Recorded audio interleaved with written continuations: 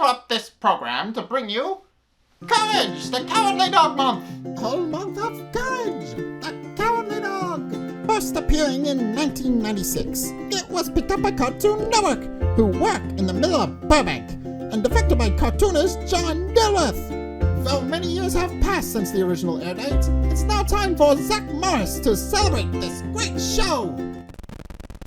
Well, old sport, what do you think? Me.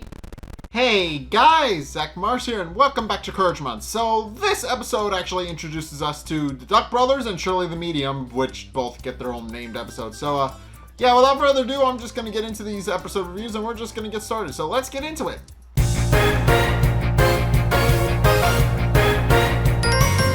Okay, so this first episode, the Duck Brothers, is actually interesting in that the antagonists aren't actually evil, much like the shadow of Courage. Before them, they're not evil. They're just kind of going about their business and just kind of happen to become an antagonist by going throughout their business. So it starts off with everybody with Courage, Eustace, and Muriel actually sleeping in their bed.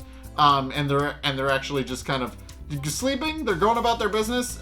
When suddenly there's a bright light outside, and it actually winds up waking Courage up, who pokes his head out to see what exactly is going on.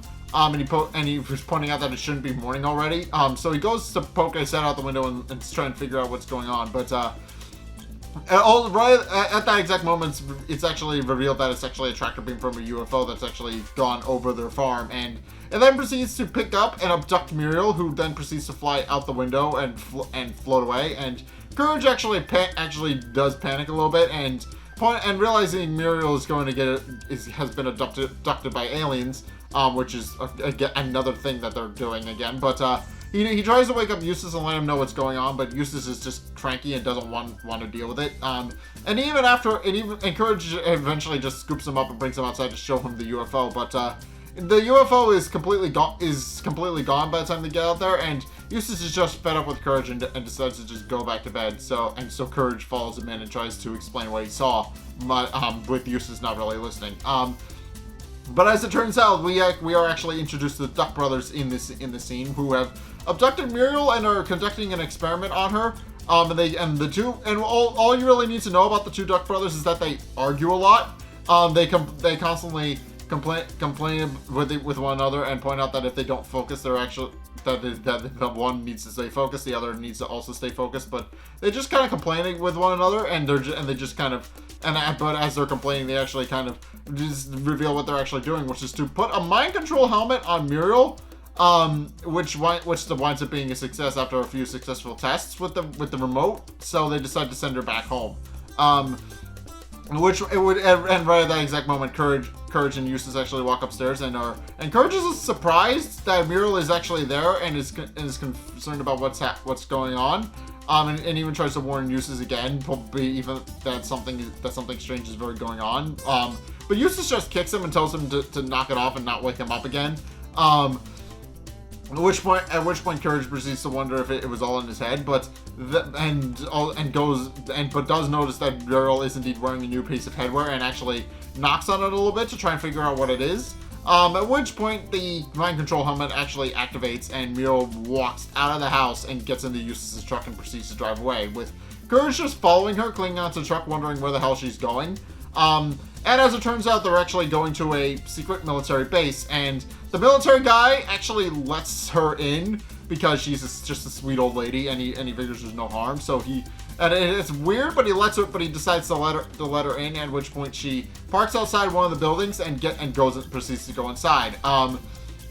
Courage starts wondering what exactly it is that's going on, but then he hears the Duck Brothers. Then he sees one of the Duck Brothers lay an egg, which is a recurring thing throughout the episode. But one of them lays an egg, and it rolls away, and the one Duck Brother tells the other one to stop doing that. And the two start complaining with each other about how the one isn't focused because he's laying eggs, and the other one tells him to not tell him what to do. At which point Courage notices that they're under the truck and decides to start wrestling over the remote with them. Meanwhile, Muriel, still under control of the mind control helmet, walks through the base and eventually winds up in a kitchen where another duck is it's very similar to the two Duck brothers is actually shown. And she tries to go and take it from the shop that's in there. But it's at this point where Courage actually gets control of the helmet and she falls unconscious again because she's literally asleep and being mind controlled by the helmet. But in any case, Courage does successfully get the mind control device away from them, but then proceeds to wonder what it is that it actually does.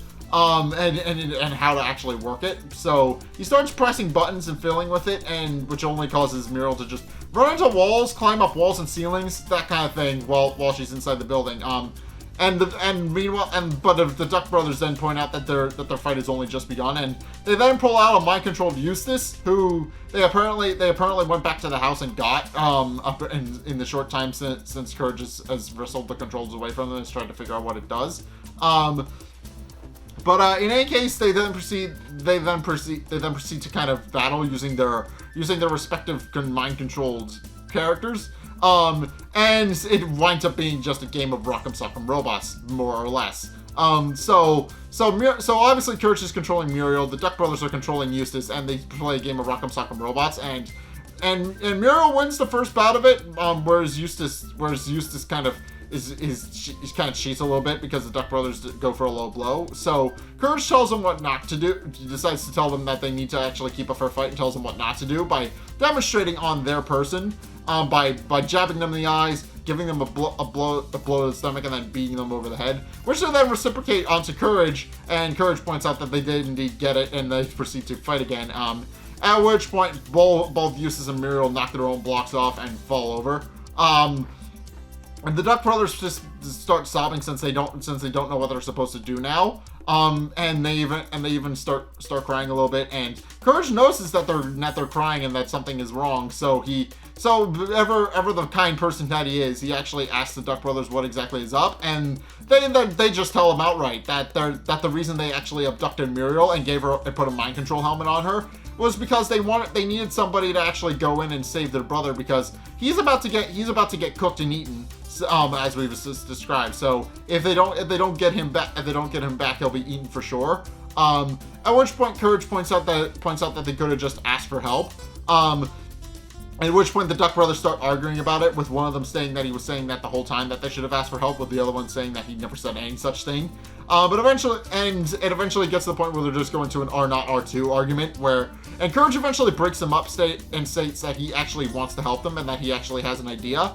At which point they put a mind control helmet on Courage, and he goes through the facility to actually go and find their brother. So they actually managed to. So he actually silences the alarm by destroying it. And then proceeds to go through, analyzes a couple of aliens that are kept in the base as well, kind of, sort of. And then eventually winds up in the kitchen where the Duck brother's about to be cooked. And Courage successfully takes the Duck brother, but the chef wonders what he's supposed to cook now that the duck is gone. At which point the mind control Courage just responds strudel and then walks out of the room. And with their brother now returned safe and sound, the Duck brothers then proceed to thank Courage for all of his help. That now they have all of the brothers back together in one place, and they're so overcome with joy that they all lay eggs simultaneously, and then start arguing with each other over it about how they shouldn't be laying it. About how the one brother says he shouldn't be laying eggs, the other brother says it's fine, and the third brother points out that is a little bit hypocritical since he just laid an egg. So and then they all just kind of go back and forth until they wind back up in their UFO, and Courage waves goodbye to them as they fly away, even though they're not really paying attention. And also he just kind of goes for a bit of a facepalm since obviously that's their entire thing. They're still arguing, and Courage points out that he feels like he didn't really do anything.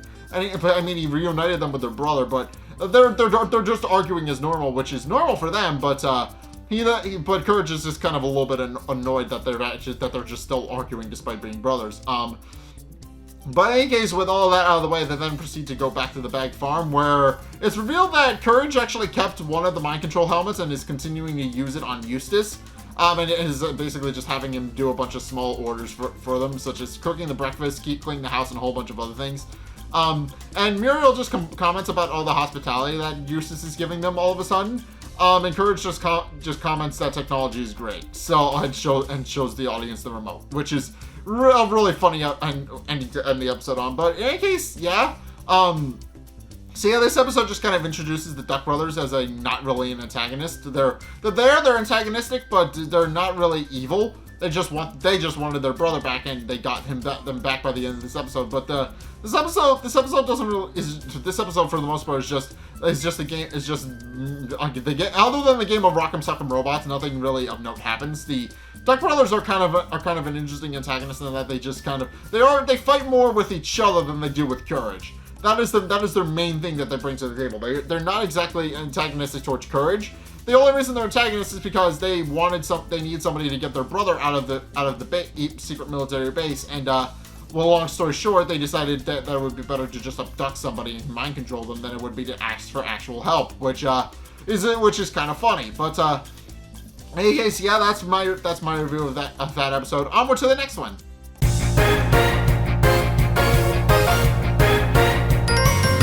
Okay, so this episode, Shirley the Medium, actually kind of sort of introduces us to Eustace's brother. Again, kind of sort of because he's dead. But also introduces us to another recurring character, Shirley the Medium, who is the titular character of this episode, who shows up to help Eustace with his problem. And also, this episode is another instance of Eustace's greed rear-ending him and causing problems for himself and the family. So yeah, it starts off with Courage actually digging in the front yard. He's actually digging all around the bag property where he's trying to find his yo-yo because he doesn't know where he put it. And eventually he stumbles across a metal lockbox buried in the front yard. And he decides to bring it back to Eustace and Muriel to figure out what it is. As he's on his way back inside, Eustace and Muriel actually get into a bit of an argument over Eustace's brother, Horst. And the reason and the thing that prompts this discussion between the two of them is that Horst, if he hadn't died, his birthday was that exact day, but Eustace points out that he always believed Horst to be a good for nothing brother.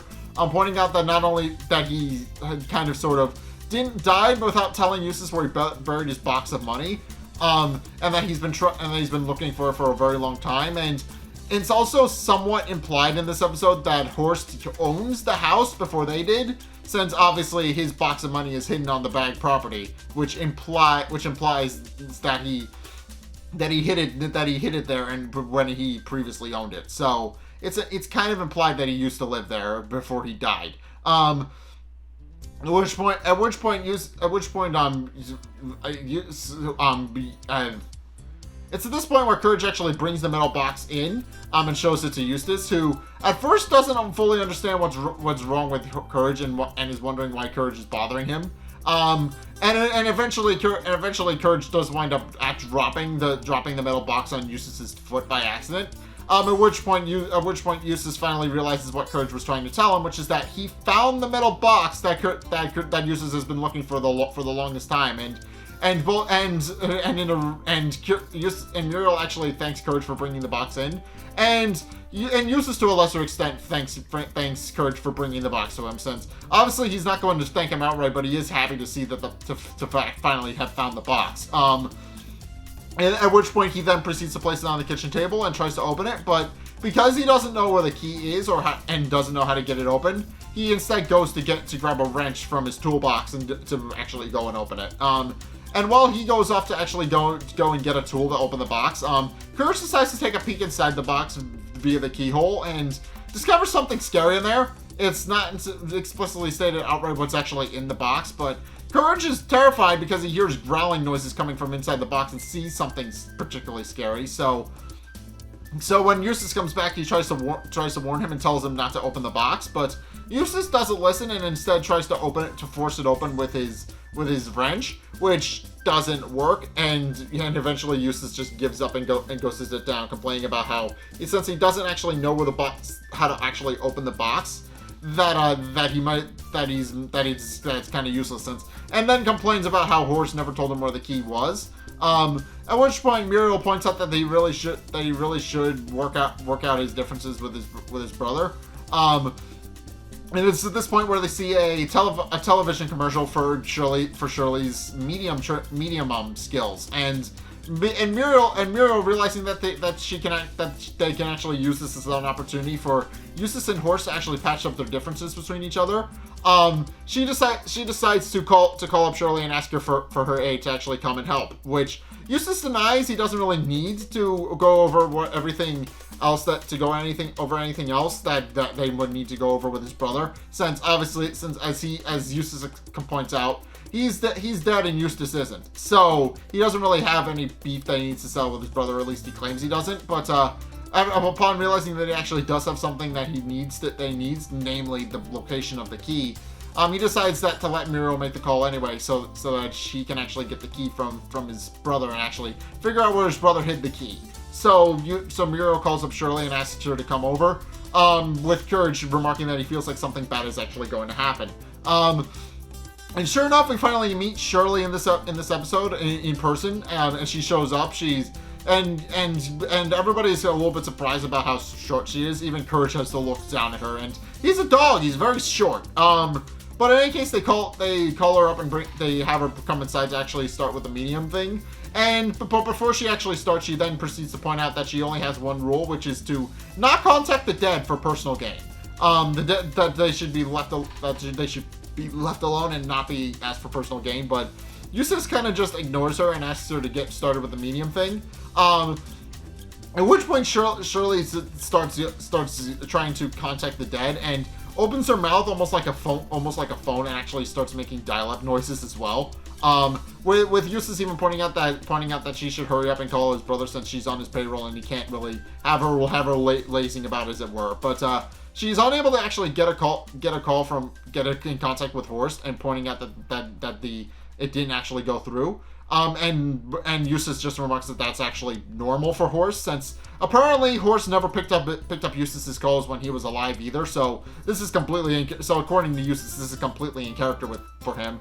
At which point Courage wonders if her medium powers are actually working, and if she actually does have powers at all. So he asks her to find his yo-yo for him, and after scrying it for a bit inside her crystal ball, she eventually concludes that it is indeed hiding in the couch. So Courage goes to go get it, and is happy to find out that she's right, and is happy to actually be reunited with his yo-yo. So he puts it right back where he found it, and continues to go back to the seance, so that he can actually get in contact with Horst again. At which point she calls up another spirit, but it winds up being Muriel's Aunt Gertrude, who the two kind of hit it off and start talking recipes a little bit. With Gertrude asking Muriel if she's using enough vinegar in her recipes, and Muriel even remarks her vinegar with jam is actually an interesting thing, and she's been trying to replicate it. And then later when Shirley leaves, she tries the recipe that her Aunt Gertrude gave her. But Eustace kind of yells at Muriel to stop hogging the line and to try his brother again. At which point Shirley finally gets through to Horst. Eustace isn't subtle at all. He immediately tries to get in contact with Horst and tries to figure out where he hid the key. And Horst, through Shirley, insists that there's nothing inside the box for Eustace, and that he should just leave it alone. But when Eustace refuses to take no for an answer, Horst finally gives in and tells Eustace to check the lining inside his hat for the key. And Eustace is surprised to find out that the key has been hiding in his hat all along, but then proceeds to get ready to go and open the box. Although Shirley then takes control of herself again and tells Eustace that he shouldn't be going through the box and should actually heed his brother's wishes, but Eustace just kicks her out after paying her and tells her that he doesn't need her anymore, so she's more than welcome to go on her merry way. At which point Eustace proceeds to pick up the box and try to open it again, but Courage once again tries to discourage him from opening the box, but Eustace just kicks him and throws him out of the house. So Courage just goes to a payphone and tries to call up Eustace to actually tell him that way not to open the box, but Eustace doesn't know it's Courage and tells him that he's not getting any of his money, and then hangs up. At which point Courage tries to go to Muriel and let her know what's going on, and Muriel just gives him a taste of the new jam recipe she's been trying, but which she finds to be a little bit too bitter, and she realizes it's probably too much vinegar. But eventually, Eustace does succeed in actually opening the box, and long story short, two giant disembodied hands pop out of the box and try to grab Eustace. And Eustace is both terrified at the fact that there's a demon living in the box, but is also a little annoyed that the box seems to not have any money in it. But in case Courage, realizing he was right all along that there was something dangerous inside that box, then proceeds to try and scoop up Eustace and try to carry him away from the box. But the box won't let Eustace go without a fight. So eventually, Courage declines to actually decides to actually just give the Eustace to the box while he thinks of a plan. At which point he barges into the kitchen and tries to shield Muriel from it, and actually locks the door. But it winds up bursting through the door and grabs Muriel as well, and she drops the jam she was cooking. And the two of them actually start clinging to the radiator to try and keep the box from pulling them inside. So and Courage realizes he needs a rope to actually keep them safe, so that they can actually keep them from actually going inside the box. So he runs outside, trips over the laundry basket, and then realizes he can use the laundry line to actually keep them from going inside the box. So after taking the time to fold the laundry, he grabs the clothesline and brings it inside, and even reiterates to Muriel that he actually did the laundry for her while he was at it. So and then at which point he wraps the wire around them to actually keep them fixed in place, and then wraps it around the house to keep them from actually being pulled in, which he believes will actually buy him some time to actually go and find Shirley and get her advice on the matter. At which point he goes to find Shirley, she's actually at a filming studio where she's actually preparing for yet another seance, and is actually preparing for a more public one this time that she's going to televise. At which point Courage lets her know what's happened, and Shirley deduces what Courage is saying, even referring to Eustace as the stupid one, which is a really funny side of her character. She doesn't like Eustace all that much, but she then realizes that Courage actually needs her help and actually goes back to the house with him. And at this point, the box has actually started pulling Eustace and Muriel in, and the house is actually kind of collapsing a little bit on itself because obviously Courage wrapped the wire around the house. Obviously, it's going to cause the house to collapse a little bit, but Shirley does come into the house and does proceed to actually close the box, thereby saving Eustace and Muriel, and the hands actually get slammed in it. But in the process, the box actually spits out a $100 bill. And Eustace realizes there is actually money in the box, so he opens the box again and gets pulled inside, which frightens both Muriel and Courage. But as it turns out, they don't really have much reason to worry, since as Eustace explains, he's now filthy stinking rich because as it turns out, the box is indeed full of money. And it's actually got an exuberant amount of money in it. It's actually so big that it's actually like his own little pocket dimension that's just piled high with money. I mean, Eustace is happy that he's actually finally filthy rich, but then proceeds to wonder what he's actually going to spend the money on.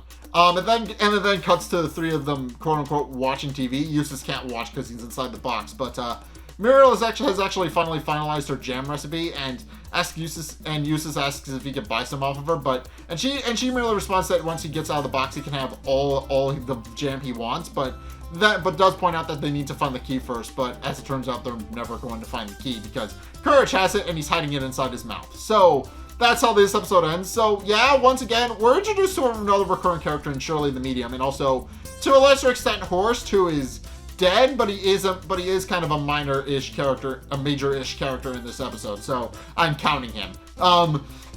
This episode also shows Eustace once again. His greed actually winds up costing him and his family yet again. So Courage has to save today because of Eustace's greed. So yeah, Eustace's greed is just kind of a recurring element of his character about how he's more than happy to get some money, and he doesn't really care where it comes from or what kind of danger it causes in the process. Case in point, he tried to catch Bigfoot not too many episodes ago, and now he's opened a box that clearly has a demon living in it because he thought there was money in it. So, and there wound up being money in it, but that's beside the point. But in case these 2 episodes were actually kind of interesting, I very much enjoyed them. So thank you guys so much for watching these past 2 reviews. If you did enjoy, be sure to like, comment, and subscribe. Also, be sure to follow me on Twitter in the description below. If you want to keep up to date with what's going on in the channel, then that's actually the best way to do that. Also, be sure to check out my Patreon if you want to help support me. Obviously, this is a very big project, and I would very much appreciate it if you did indeed support me. Just go check that out down in the description. Again, it's only a couple bucks a month. It does help me out, and you guys want to see more projects like this, then that is actually the best way to do that. And finally, if you want to see more content from me, there's actually 2 ways you can do that. One is by checking out my Twitch. I'm going to be streaming horror games every Sunday for the foreseeable future. So be sure to go check those out. And the other way you can actually support me is by checking out the videos on the end screen. The top video is the most recent video. It may or may not be this one, and it may or may not be Courage related. Whereas the bottom video is the video recommended to you based on what you've already seen from me. So if you want to try something new or see more of what you like, or just want more Courage in general, then be sure to check both of those videos out. But regardless of whether or not you do any or all those things, thank you guys so much for watching. And until next time, I'll see you guys in the next video. Peace!